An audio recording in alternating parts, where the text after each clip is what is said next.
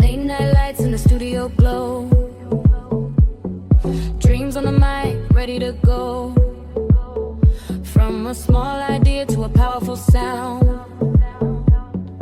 Noko Entertainment turning voices around.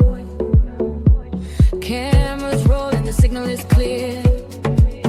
Stories and music the world needs to hear. Hello everyone, welcome to another episode. I am your host Jessica and I'm so excited to have you again for another insightful conversation. Today's episode is about beyond the lecture hall, what every student should know before they graduate. And let's be honest, now we know that university is not only about obtaining a qualification, writing assignments or tests. It's actually about a journey of personal growth. It's a place where you overcome challenges, you discover your strengths and weaknesses, and you prepare for a life after university. And luckily today, I have a very special guest who will be joining me and helping me unpack this insightful conversation. He is a lecturer from the TUT University of Technology. Thank you so much for joining us today. Before we unpack this conversation, could you please give us a little introduction about yourself? Hi, Jessica. My name is Hannes. I'm, as you said, a lecturer in the university. I mainly teach IT subjects, specifically multimedia in ICT. And Okay, that's a nice intro. Let me just start with this one topic that is part of this conversation.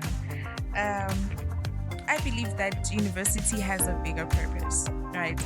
But many students see university as a place where they just obtain their qualification. And since you're a lecturer, from your perspective, what do you think is the core purpose of higher education? Well, I would say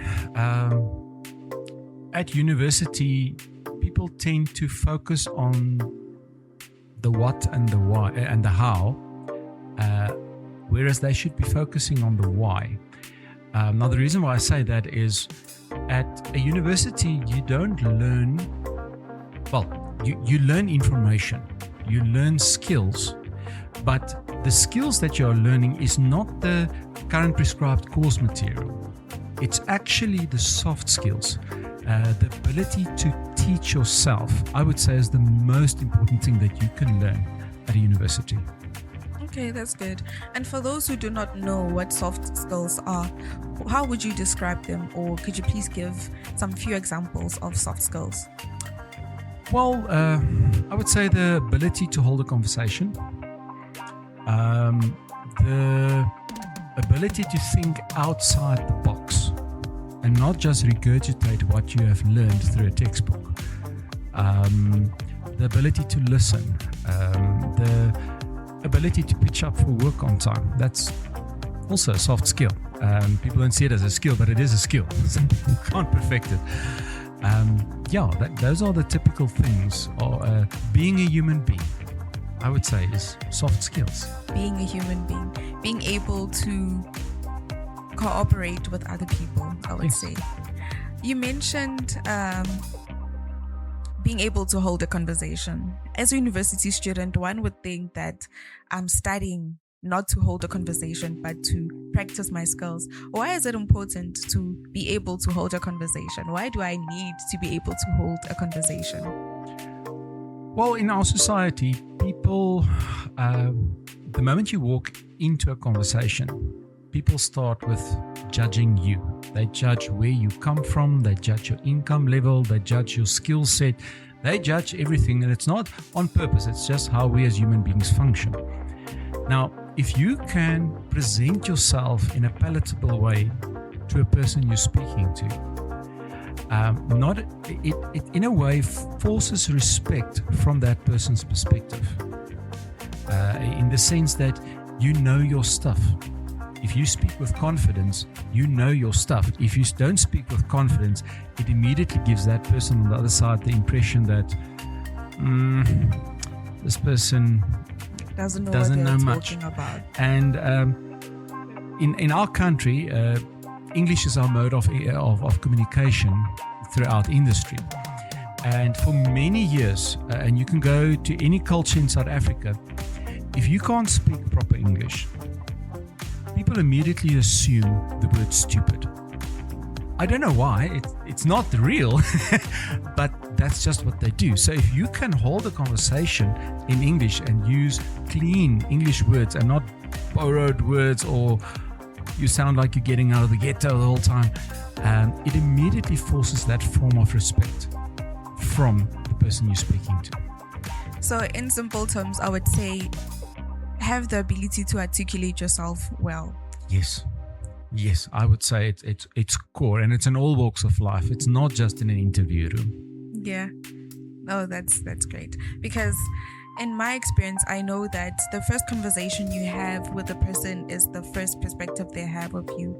And if you're unable to articulate yourself the way you want people to understand, that can take a little bit of a sharp curve, because once you start talking, people don't understand. The first thing that goes to their mind is, why am I listening to this person? What are you saying? You're wasting my time.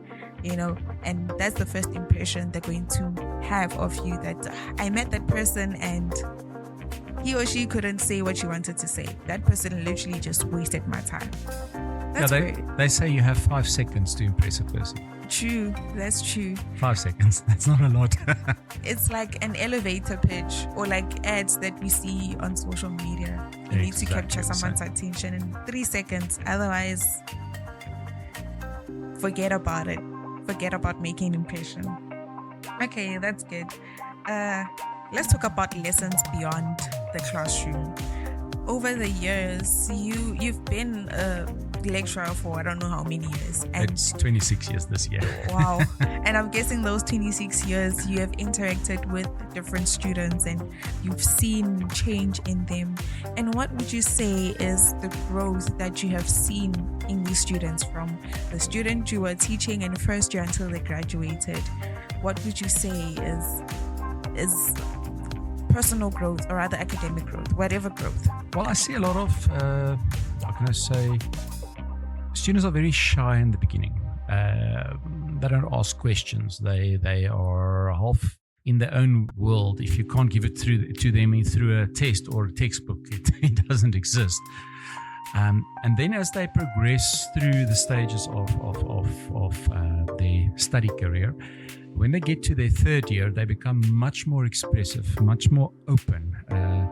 They tend to ask more. They tend to be a lot more confident, which I think is a very important thing. If you don't sell confidence, again, you're not making your mark. And I'm not saying be overconfident.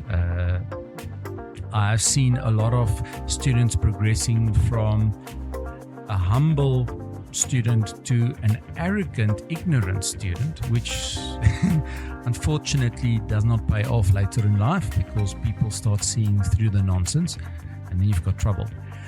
But for the majority of the students, I see a student that maybe starts overconfident, because normally 19-year-olds are always they know everything. There's nothing you can tell a 19-year-old. And as they get older, they get more humble and they start to listen more than they speak. And that's something I've seen a lot in my students, which is great. I would say, speaking from experience, you mentioned that some students start off as shy, right? But in my experience, I would say that it's not really about being shy. It's about evaluating the situation around you, how your classmates react when a question is being asked, how the lecturer responds when you ask a question that you feel like, sometimes we feel like that's a dumb question. Why am I asking that question? So it's not really about confidence. I would say it's just about analyzing and learning how to act I wouldn't necessarily fit in, but to make sense, because before I want to participate in class, I need to kind of understand how my classmates are going to respond to it and how the lecturer responds to a question that almost all my classmates understand. understand? So it's not, I wouldn't really say it's a matter of being shy, because, I may be a very outspoken person, or an extrovert rather, but I get into a class, it's my first year, I don't know what's happening with this module, I've never met these people, it's like a class of over 120 students, and I need to stand up and ask a question, but yeah, I think we grow as we also familiarize ourselves with our classmates and lecturers. And now I know, okay, when I ask this question, this is how the lecturer responds. So I think it's analyzing and getting used to your surroundings. I would say it's a contributing factor to growth as a student. And I know some, they get comfortable late in their studies in their third year or second year, but luckily for me, I was able to become vocal in class, participate, and because I was used to my surroundings. And that happened in second semester, by the way. I was quiet the whole first semester. Yeah, that's what I would say.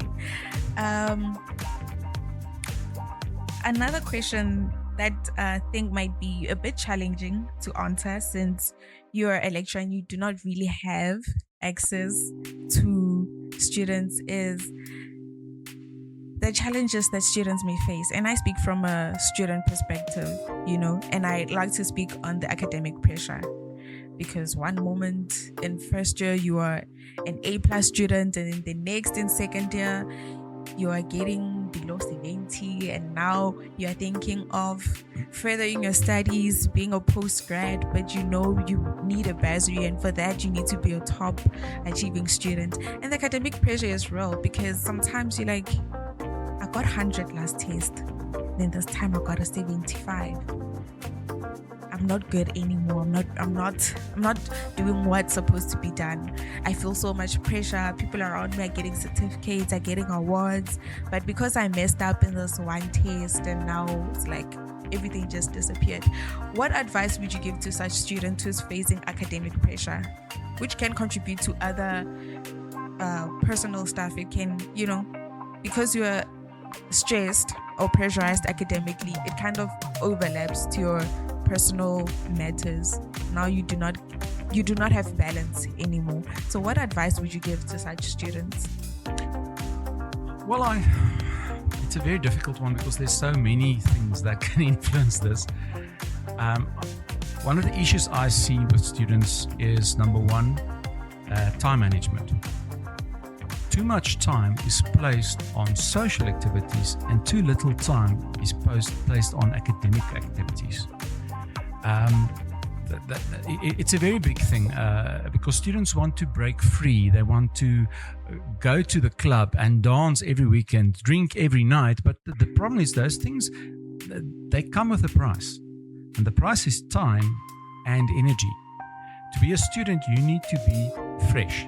Your mind needs to be open for information. I can be the best lecturer in the world, but if the student is not ready to receive it because they are too hungover from the previous evening, that information will not go in.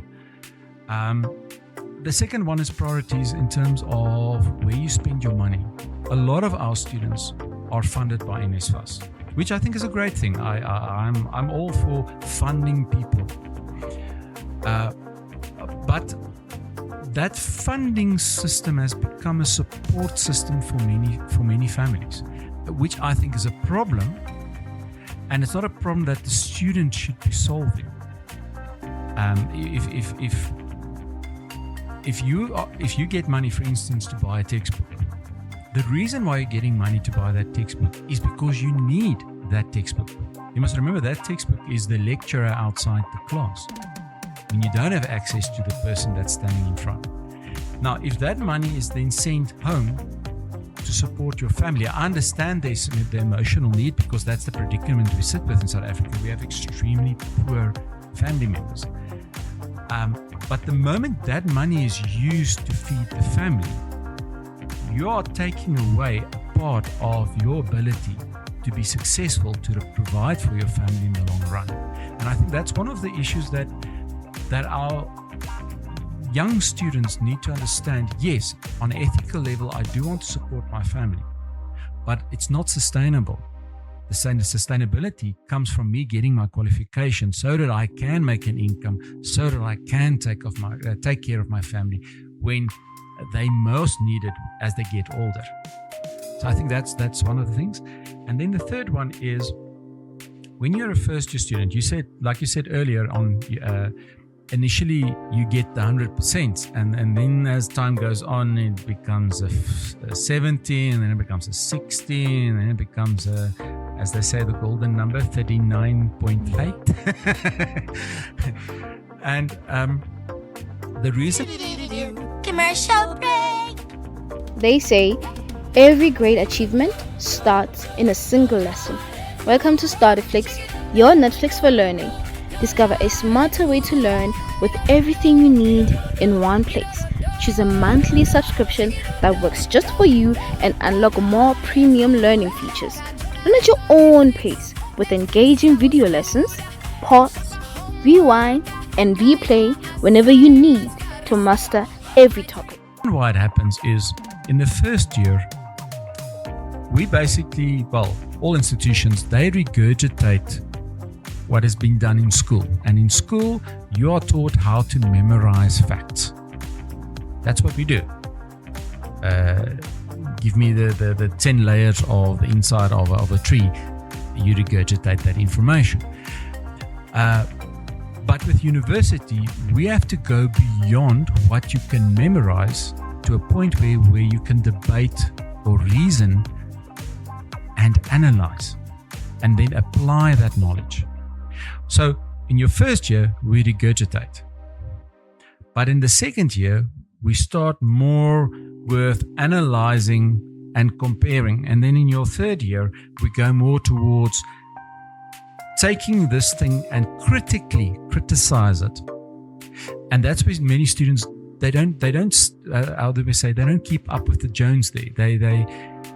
They try to solve third year problems with first year strategy of memorization. And that will never work. That's not how the world works.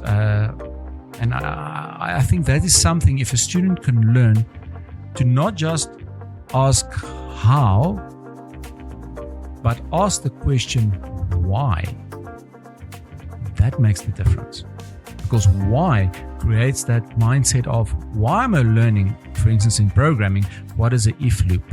Why am I learning it? Not how do I write it? Where do I write it? That's not important. It's why does it exist? I hope that answers your question.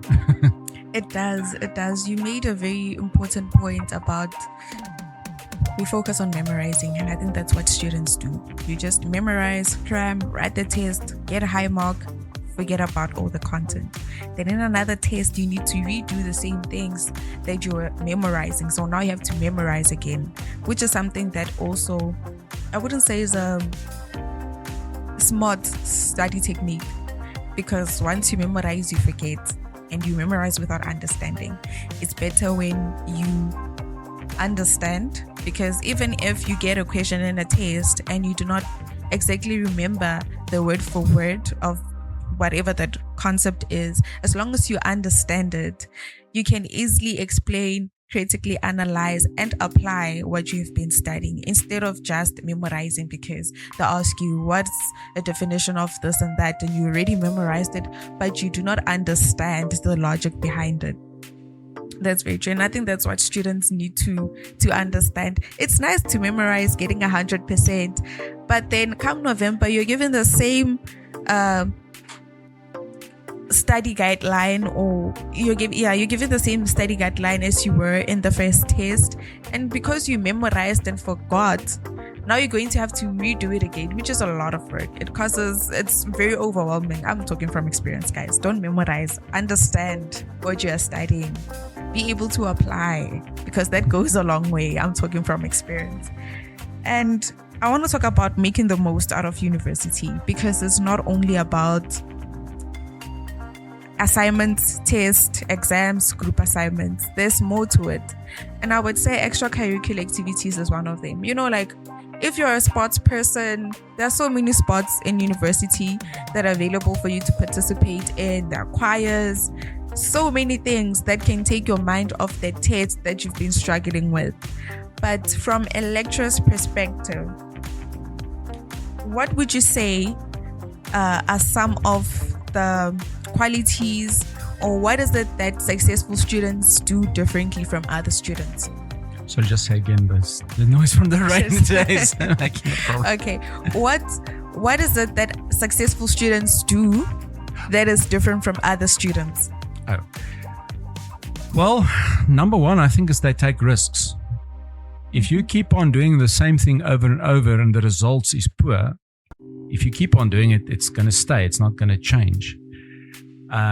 So taking risks, doing something that you haven't done before, that's definitely part of the picture.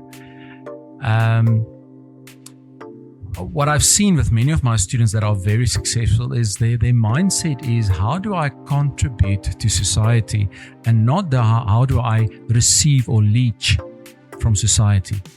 If your aim is to get money, that is where you will fail, because money gives you nothing. The ability to make money, that's what gives you something. And as we've seen with many examples internationally, the moment something gives something to the people, that business grows. Take Google. You don't pay a cent to have a Google account. You don't pay a cent to have an email account. They were the first people to do that. Previously, you had to buy a license to get an email server on your premises. And look at Google today. Same when you have to do a search. You can search for free. It doesn't cost a cent. Maybe it costs you information. We know that AI they've used our information to train their AI models. But at the end of the day, they are successful because they gave and not because they take. And I think that's maybe the one thing that my most successful students do, is that they give rather than take. That's good. That's good. As a university student, my advice to students, don't focus on money. It's nice to have money. It is. Everyone likes money. But there's some opportunities that offers more than money. It offers personal growth. It offers connections. For instance, volunteering, rubbing shoulders with the right people. Of course, it will not give you money, but in the long run, it will have a very good impact on your career growth and personal growth and so forth. So don't only focus on getting money as a university student. Focus on studying and make studying enjoyable. Don't just be narrow-minded, studying all the time, not focusing on other things. Have fun as a student. There are no rules in university, just pass. I'm joking. What would you say students do not take advantage of while they're still students before they graduate? I would say one of the first things is when you are a student, although students won't believe me if I say this, but as a student, you've got the most time in the world that is free. That's true. You don't have a job that you have to be at 8 o'clock and leave at 5 and then drive home and then attend to kids or whatever. You have time. And because you have time, it means you have time to experiment, learn new things, learn things that was not taught to you in class.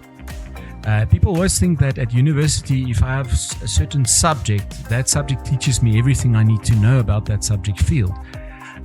But it's not the case. That subject actually only introduces you to the core basics of that field. If you want to be successful, you need to know more than what the university can teach you. And I think that's one of the core things, is that go and investigate, be curious. Don't follow mainstream what every other student is doing. If it's a trend to dance on top of a table, it doesn't mean you have to do it. Maybe investigate what's below the table or what's above the student on that table, but don't just focus on doing exactly the same thing that everybody else is doing.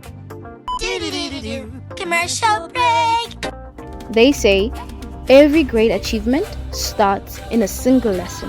Welcome to Starterflix, your Netflix for learning. Discover a smarter way to learn with everything you need in one place. Choose a monthly subscription that works just for you and unlock more premium learning features. Learn at your own pace with engaging video lessons, pause, rewind, and replay whenever you need to master every topic.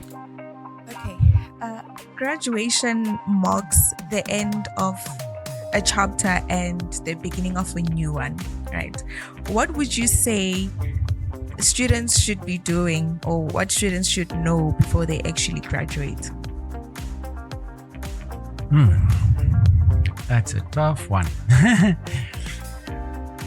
Well, number one, before you graduate, you need to build a portfolio. If you can't show a future employer what you have done, I don't see them appointing you because you've got a lack of evidence of what you can do. Secondly, I would familiarize myself, not become an expert, but familiarize myself with things like, for instance, medical aids. How does it work? Retirement annuities. Because the moment you start working, if you don't start with a retirement annuity there and then, you are too late. It's not something you can start 3 years later. I don't know if you're aware, but if you, for instance, retire at the age of 60, if you take the amount of money you get and you compare it to a person that retires at the age of 65, that money is nearly double the amount of money that you have worth just by that extra 5 years that you waited on retirement. Now, the same applies for when you start. If you start with retirement planning, let's say at the age of 25 versus someone starting at the age of 30, you've got that 5-year difference that you've made. So it's very important to understand how something like making provision for retirement works, because you cannot rely on state-funded retirement. It will not be enough. That's for bare basics. I always tell my students, get a driver's license before you complete your studies. If you want to get a driver's license once you have a work, you're setting you up for failure, because you won't have time to go and get a driver's license. And at the same time, you will get a job that maybe pays you a lot of money so that you can afford a car. It might even come with a car as a job, additive. But if you don't have a driver's license, you can't utilize that component of your salary. Many students also have the problem that they stay, for instance, in Soshanguve. Now they get this wonderful job opportunity somewhere in Midrand. Midrand is far. And normally when you get a job opportunity, that opportunity doesn't come with a huge salary, entry-level salary. It doesn't. You're a student. You know nothing. You are still yet to learn what the company needs. And if you get that salary might be enough to maybe support your food that you need to eat and your accommodation, but it will not support your transport. Or it will support your transport and your food, but it won't support your accommodation. So somewhere along the line, you're going to have to compensate. And what many students do is they will stay with their parents because that's where they can get accommodation and some food. And then they use the salary for transport. But now you run into the problem. Many places in Midrand, you can't get there using the Gautrain, for instance. So that means you have to either have a car to get there, or you have to make use of a taxi to get there. And the moment you involve a taxi, it becomes very expensive because it's normally not one taxi. If it was one, it would have been great, but it's normally 2 or 3 taxi rides to get to your job. And that's just to get there. Then you still have to get back as well. And unfortunately, our public transport system in South Africa is not at the same level as some places like Europe, where you hop on a train and you immediately have a bus that gets you from the train to get to your house, and it's included in your ticket. So I would say getting a driver's license is one of the core things that you need to do. Then also, many students neglect this, but you need to understand how tax works, income tax specifically. Because you can't debate or get the benefit out of your salary if the tax man is abusing you. And he will only abuse you if you don't know how it works. So financial management skills, health skills, retirement skills, those are things that you need to know before you finish your qualification. I would say that's the core. Okay, guys, take note. You mentioned portfolio. As a student, one would think that I'm just a student. I do not have a job, because what comes to mind when you mention a portfolio is I need to have something to show for. But what happens when I haven't done anything to show for? Where does one start? One hasn't done the work integrated learning. They haven't had an internship before, because I would think that to have a portfolio, I need to show something that I have done for someone who I worked for. I need to show results of the work that I have done. So as a student who's been focusing on academics, or who's never had the opportunity to have an internship or to work for someone, where should they start? Well, I actually want to correct you on that one. You think you didn't have the opportunity. You actually did. Every assignment you get as a student in a subject that you need to complete is an opportunity for building your portfolio. Because those assignments are the proof of what you can do, and they are structured by a knowledgeable person, the lecturer, in that field. So you need to build your portfolio out of the assignments and tasks you get to do in the university. I know for some domains it might be easier than others. I think if you're in the financial field, it might be a bit more difficult to build that portfolio. But even there, you can show them, I've done this in university and this was the outcome thereof. If you're more on the graphics, like the arts, or in my case, the multimedia IT students, you do assignments where you do things that is graphic that you can put inside a video that you can put on YouTube to show this is your portfolio. So it depends on your domain, but at the end of the day, the source is still the assignments that you get from the university. I think that's the main part. Second part is, remember I said earlier on, start doing a small business when you're a student, because what you do as a small business, that's also part of your portfolio. Just because you are an accountant doesn't mean you must only show people that you can count. You might need to show people that you can take initiative to build a business. That's part of your portfolio. And that's information that you put inside your portfolio. Other than, I have the following qualification. Okay. I'm processing what you're saying, right? Especially when it comes to assignments. Because I can simply say, I have my academic record to show for. I mean, you mentioned that it was structured by a logical person, correct? And me showing my academic record, showing that I've been obtaining distinctions from my first year, this should say something about who I am, that I'm hardworking, I can get the job done. So one would think it shows part of it. Yes, I have academic record. That's what I have to show up for. It shows that I've been consistent. I have discipline. I finish what I start with consistency. So why would I need a portfolio? You know? The thing is, we make the mistake as students to think that if I studied accounting 101 at, for instance, TUT, that people studying accounting 101 at WITS, it's the same. We make that assumption because it's got the same name. But the truth of the matter is, it isn't. It could be very far removed. So you need to show the person where you apply for a job, what do you actually know? Swinging buzzwords at them That just shows that you are familiar with the field. But what within that field are you actually familiar with? What are you good with? And that's what needs to be in a portfolio. Another example, for instance, at TUT, we've got an arts department and we've got a multimedia section within a department in ICT. 2 different locations. In the arts department, they do motion graphics. In the multimedia qualification, we also do motion graphics. Now, I can promise you now, if you take the 2 and you compare them, they did not do the same things.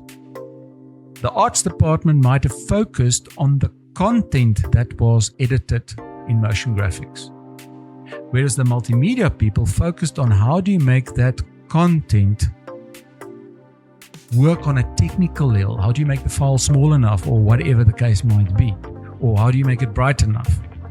So the one focused on the cognitive, the other one focused on the technical. So you need to show that to the employer by means of your portfolio. That's very insightful. So it's so important that things that have the same name is not necessarily the same. You have to show them what that name means. That's very insightful. I think students don't know that.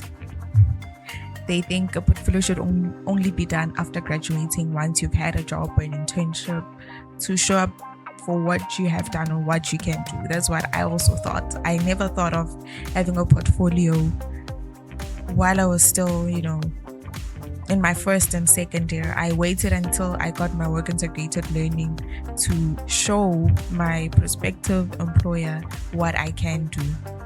That's very insightful. I think that's what should be communicated to first years, as they start. That's very insightful.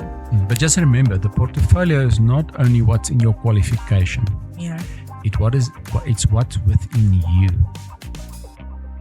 It's beyond your qualification. Otherwise, we could have just put the certificate there.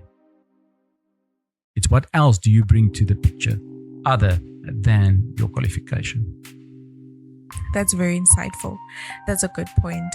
And since we are on the topic of education, I would just like to promote what we have here at Noko FM, and not only at Noko FM. So we have this book, Math Brother, and it's not only this book, it's not a comic book. We have a website called StudyFlix where it offers academic resources to grade 8 and grade 9 learners with mathematics and natural science. So on that website, you can find a whole lot of things to help you with mathematics and natural science. And I mean, previous question papers, it's something that not everyone gets access to. So when you log into the StudyFlix website, you can get access to that previous videos, previous past papers for both mathematics and natural science for grade 9. And we do not only end there. We have another brand, Noko Entertainment Studio, where we offer a variety of services, including 3D animation, Noko Health chatbot, where it assists you with medical issues. For instance, when you are sick but you don't really know what's wrong with you, you can just type it out, explain to the chatbot, and it can give you a possible illness that you might have. So when you go to your health practitioner, you sort of have an idea of what's wrong with you. If you want to know more about our services, visit our website at nokoentertainment.co.za. Just check us out real quick. Coming back to you, sir. This is a reflection question rather. If you were given a chance to go back to your younger self when you were still a student, what advice would you give yourself? Take risks.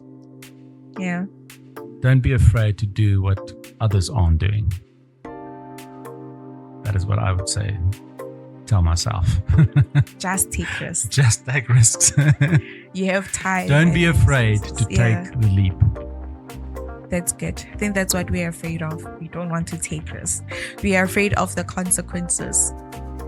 We are afraid that we might not be able to rectify those mistakes. But it's something, just put it at the back of your mind. Take the risk. Just jump, don't think about it. Right? Yes, we have come to the end of our episode. Thank you so much for joining us today and sharing this insightful conversation. Thank you so much for your time. And It's a pleasure. listeners and viewers, I hope you took notes from this episode. This episode is just here to help you navigate university life. It's something that we are not taught in school and something that no one talks about. That is why we're having these conversations. Listeners and viewers, stay blessed. Forever equip yourself. There's no limits to knowledge.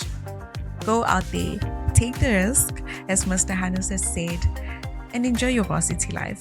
I'm your host, and this is me for now. See you in the next episode. Late night lights in the studio glow. Dreams on the mic, ready to go. From a small